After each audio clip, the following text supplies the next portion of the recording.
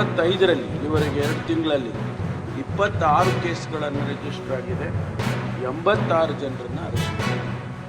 ಅಂದರೆ ನಾವು ಇಂಥ ಪ್ರಕರಣಗಳು ಆದ ತಕ್ಷಣವೇ ನಾವು ಅವ್ರ ಮೇಲೆ ಕ್ರಮ ತಗೊಳ್ತಕ್ಕಂಥದ್ದು, ಜೊತೆಗೆ ಅವರಿಗೆ ಕಾನೂನು ಪ್ರಕಾರ ಏನು ಕಠಿಣವಾದಂಥ ಶಿಕ್ಷೆ ಆಗಬೇಕು ಅದರ ಪ್ರಕಾರ ಮಾಡ್ತಾ ಇದ್ದೀವಿ. ಬೆಂಗಳೂರಿನಲ್ಲಿ ನಮಗೆ ಬೆಂಗಳೂರಿದು ಭಾಳ ಒತ್ತು ಕೊಟ್ಟಿದ್ದೀವಿ.